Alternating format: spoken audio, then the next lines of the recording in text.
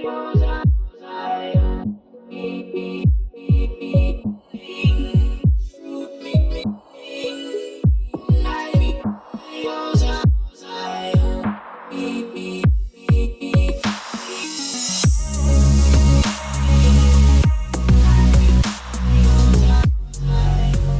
up guys, Saf here on SuperSaf TV, and we've got here the brand new Sony ZV-1 or ZV-1 depending on where you're from. This is the brand new compact camera from Sony, which is made for vlogging. This is completely targeted towards vloggers. I also have here the Sony Shooting Grip with a wireless remote commander. I'm not even gonna try GP, yeah, that's too much of a long name. But anyway, this is sold separately. Let's get these unboxed, look at some of the key features, and then we'll go out, do lots of tests, and I'll give you my thoughts. I'll try to leave some timestamps down below. So as you can see from all of the branding, it's all about vlogging. Let's have a look at the camera. Some of the key features here in the box. So we've got 4K HDR. It's a 1-inch Exmor CMOS sensor, which has a 20.1 megapixel resolution. We've got a 24 to 70 focal length with an f1.8 to 2.8 aperture. So that is quite a wide aperture, should give you a nice depth of field. Phase detection autofocus with 315 AF points, real-time eye AF. Now this is really good autofocus, which tracks your eyes. I'm not sure how well it will do with me because I'm always wearing sunglasses. Face appeal, which prioritizes your face over the background. Bokeh Switch, you don't really need to know about aperture settings and things like that. You can just put that on if you want a blurry background. That's interesting. Clear voice recording, and there is a microphone jack. Amazing. So that way you can plug in an external mic if you want to. So here's everything that you get inside the box. There's of course the camera itself. We've got some paperwork. There's an NPBX1 type battery. Now, as far as I'm aware, this is the same battery that's used on a lot of the other RX 100 models. So if you do have one of those, then you're gonna be able to use those batteries along with this. Then we've got this little windjammer, which is going to connect onto the hot shoe, and it's going to actually cover the mic that's on this, and that should heavily reduce any sort of wind noise. And here is the camera. So size-wise, it does look quite similar to the RX 100 line, but this is not a continuation of the RX 100 line. This is something completely different because there are some big changes. The first of which is the display. It's a full swivel out rotating display, and it comes out to the side, not the top. Finally. Now, having the display coming out to the side is so much more convenient. It just frees up that space here on the top. So now, you can have this windjammer without it affecting the display. It's going to be completely over to the side. And also, if you want to shoot vertically, which is something that a lot of people are doing these days with the likes of TikTok, stories. So this is actually going to make it a lot more practical having the display pop up onto the side rather than on the top. Taking a quick look around, you can see some of the buttons on here. There is that dedicated bokeh mode, which is the C1 switch. We've got the hot shoe here over onto the left, and then we've got the main mic area here. So for instance, if we did want to put on this little windjammer accessory, that's going to now cover that mic, and it's going to prevent all of that wind noise, which is generally quite a bit of a problem here in the UK. Now we've got a few buttons and dials here. I'm not going to go through every single one of these. What I do notice is this thumb grip, as well as this grip here at the front. So this is going to make this easier to hold if you're not using it with a tripod or a gorilla pod or whatever it is. That's a really nice touch. Now on the right hand side, we've got all the ports. So as mentioned, we do have a mic in. So you're going to be able to connect an external mic onto here, which is great. There's a micro HDMI port here, as well as a micro USB port. I was really hoping for USB Type-C. I mean, still micro USB, yeah, that's something that I would have liked. I would have liked to have seen USB Type-C. There's a part here for your lanyard. We've got the battery compartment as well as the full-size SD card slot here at the bottom. And there is obviously the 1/4-inch mount if you want to put this onto a tripod or something. And speaking of tripod or something, we've got the shooting grip. So let's also check this out. Now, this is sold separately, but it is supposed to be something that goes very nicely along with the ZV-1. So you get the actual grip itself and a case for it, as well as a battery. So this is a CR2032 battery. And we can easily connect this onto the ZV-1, so it gives us a proper grip for vlogging, recording yourself. Also gives some more distance between the camera and yourself if you want to get a bit more of the background into the shot. Very simple and self-explanatory. It also has some legs, so if you did want to mount this somewhere and then, you know, maybe get a time lapse or something, Casey Neistat style, then you can just go ahead and drop this somewhere, and that's going to be quite useful as well.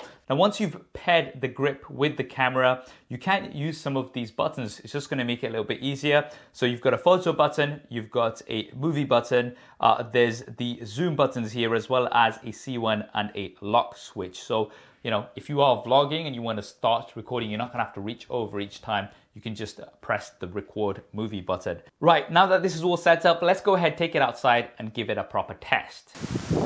Right, so now we're outdoors and it's so windy. Currently using the standard mic that's on the camera, nothing, no attachments.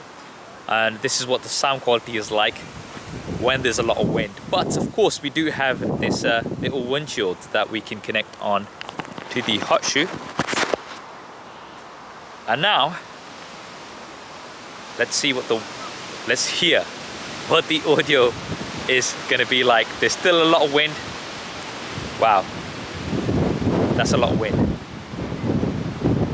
But let me know what you think of the difference with the windshield. I'm gonna leave this on for the most part of this video.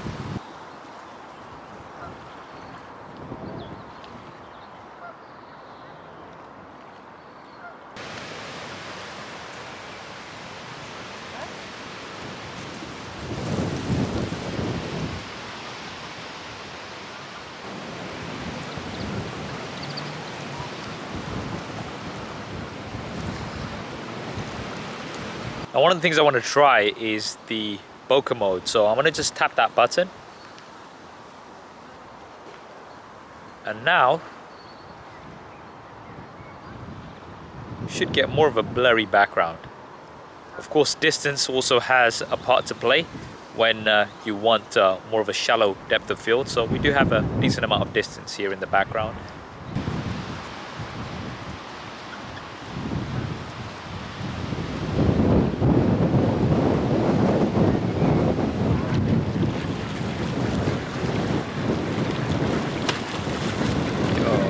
What's going on there? There seems to be some beef.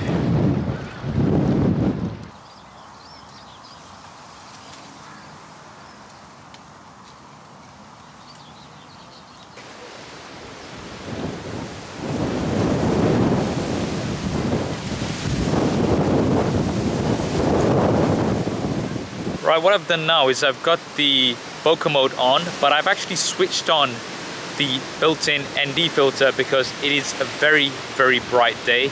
There's a lot of sunlight, so in order to be able to get that open wide aperture, you'd have to increase the shutter speed quite significantly. But right now the shutter speed is not too high, and this way we should be getting a nice blurry background. Now we do have SteadyShot, so right now it is not switched on. I'm just gonna walk down this pathway.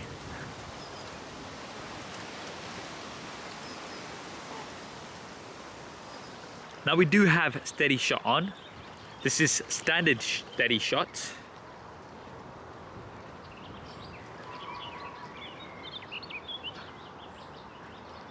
And now we are on active SteadyShot. I mean, I can already see that the footage looks very stable.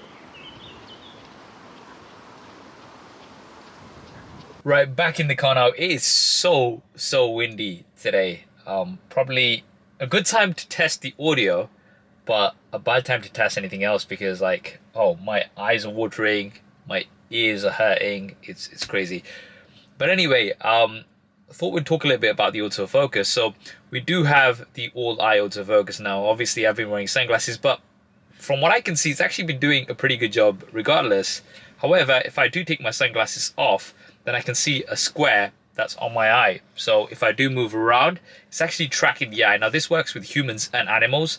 Now I tend to wear sunglasses. The reason being is because the screen is off onto the side. Even if it was above, then I'd be looking at the screen when talking, and this is one of the very classic Casey Neistat hacks, where if you've got sunglasses on and you're vlogging, then that way you don't necessarily you know, kind of lose that connection with the audience, and you're not kind of off looking to the side. But as mentioned, the autofocus does seem to be pretty good because it's still got a square around my face. It's still recognizing that this is a face. So although it might not be the precise all-eye autofocus that you've got when, you know, actually it's still picking it up. It is picking up my eye even through my sunglasses. So that's pretty impressive. So yeah, the autofocus, as far as I can see, looks really, really good. You can film in S-Log too, so you can record like this and then you can grade the footage after the fact. So that's a really nice option to have. Although it was pretty buried within the settings. I think it's picture profile 7, which I had to follow a YouTube tutorial to actually find. So I wish it was a little bit easy to access, but nevertheless, it is here.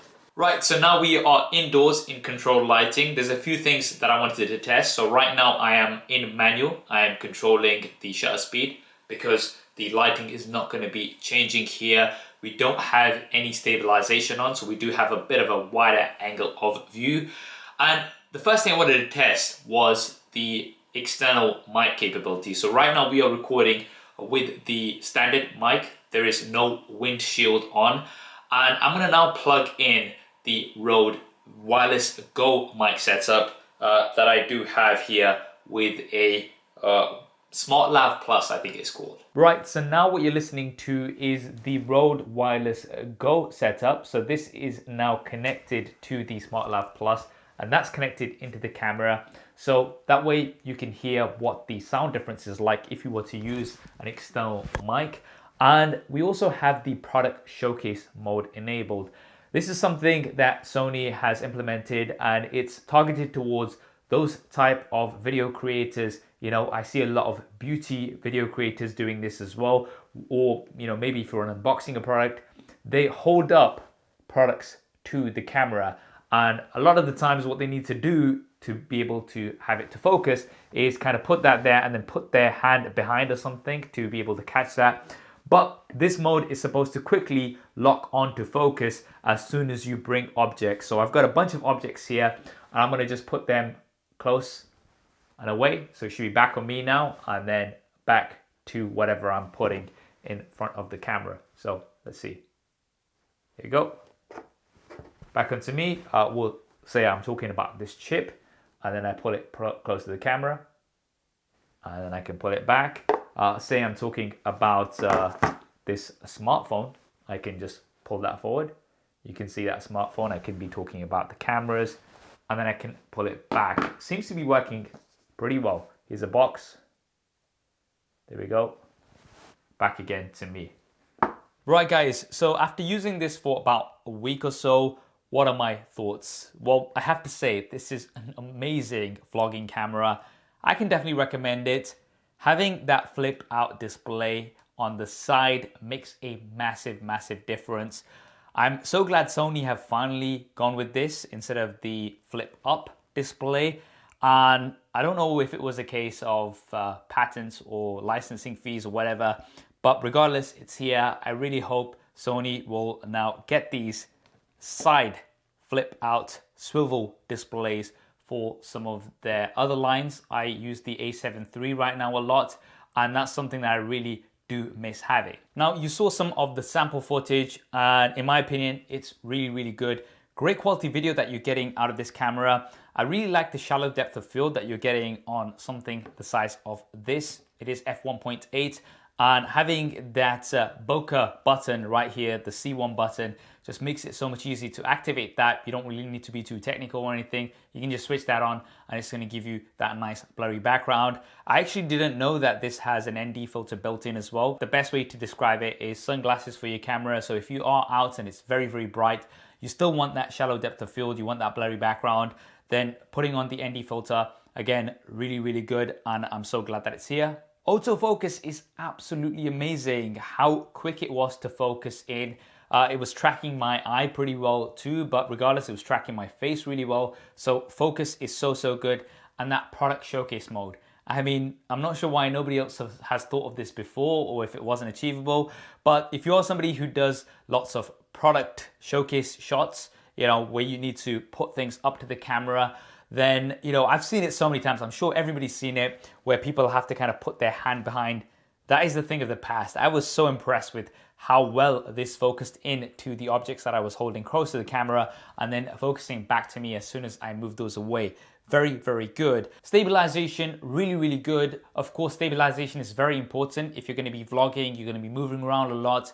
And active SteadyShot does a really good job. One thing to bear in mind, however, is that when you do have active SteadyShot enabled, then it does crop into the frame. Now, it's completely understandable why this does this, because this uses hardware as well as software to provide that stabilization. But the thing is, if you are holding this handheld, then it is going to be pretty tight on your face. And generally, when you want to be vlogging, you do want a wider angle of view so you get a bit more of the background in too. And for that reason, I would definitely recommend picking up a GorillaPod or a grip, maybe this Sony grip as well. This Sony grip, however, is around £170, so that is pretty expensive. Now, this is a really good grip. You do have these controls which are really useful and handy. It does give you that separation as well. I really like that. And although I did find myself accidentally pressing a lot of these buttons on this grip, you do have a lock switch, so that is quite handy and useful. But you don't necessarily have to buy this. You could get a cheap GorillaPod or something that's basically going to give you a little bit more separation from the camera lens to your face. So I would definitely recommend that. Now, touching on audio, I have to say that the audio quality was really good, very usable, especially using this windshield. So if you do have windy conditions, then this is going to be really useful. As you heard from the examples earlier on, you could hear me clearly even though there was a lot of wind in the background. Now, of course, you are going to get better audio quality if you do use an external mic. And as we saw from the example of me using the Rode wireless kit, it just made the audio that much better. So if you are serious about your audio, then I would advise getting a separate mic or something, maybe something that you can mount on to the hot shoe as well will be an option. Now, let's not forget that this is also a stills camera, not just a video camera, so you can get some really excellent stills on here too. Once again, that wide open aperture gives you a really nice depth of field, and that's very impressive considering the small size of this camera. So that was a lot of the positives, but of course there are some negatives as well. Speaking of the button layout and controls, I do like that we now have a record button for video separate to the stills button, and that is here at the top, so it's easier to access rather than being somewhere here at the back, so that's quite nice. However, I did find that switching modes was not as easy as I'm used to. There is an extra step. You do have to press this mode button, and then you have this digital dial that you can scroll through to select your different modes. I'm used to having a physical dial which I can just switch on other Sony cameras. Not a deal breaker by any means, but just something that I think that I should mention. And the battery life. The battery life I found was not great. It is using a pretty small battery. I'm assuming Sony have done this because it's the same battery on other models. And if you are coming from one of those, you're still going to be able to use your batteries, which is great. But I do wish this had a bigger battery. Now, in terms of my use, I do film in 4K. And, you know, I did have Bluetooth enabled so it could connect to the grip. And I was starting and stopping quite a bit. I wasn't reviewing every single shot that I took. And with that kind of usage, I got around 20 to 30 minutes of recorded footage before the battery flattened out over a couple of days. So to me, that's not great battery life. And if you are thinking of getting this, I would definitely recommend picking up a couple of spare batteries, having those charged to hand so you can easily just pop them in when needed. The other thing that I don't like is the fact that we still have micro USB. So when it does come to charging the batteries, yes, if you've got a separate charger, that's fine. But if you are charging via the camera directly, then you're gonna have to have a micro USB cable. I mean, it's 2020. All my devices right now have USB Type-C. So I would have liked USB Type-C. Micro USB really should be extinct in 2020.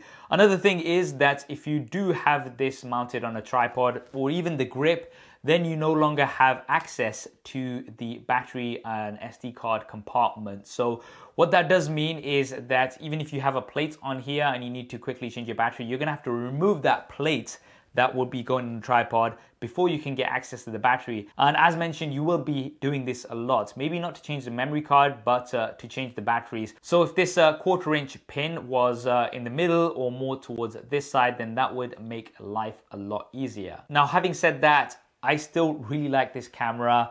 And if you are after a vlogging camera in particular, I think this is probably one of the best options out there. For pricing, it is coming in at around £700. It's going to be available from June. And that pricing is roughly about what you'd be expecting for a premium compact vlogging camera. It's cheaper than some of the larger higher end models, the mirrorless, but it's a little bit more expensive compared to other compacts. However, based on everything that it offers as a package, I do think it's worth it, and I would have no problems recommending this. What do you guys think of the Sony ZV-1? Definitely drop me a comment below and let me know your thoughts. I hope you enjoyed this video and found it useful. It was fun to actually do a camera review for a change rather than just smartphones.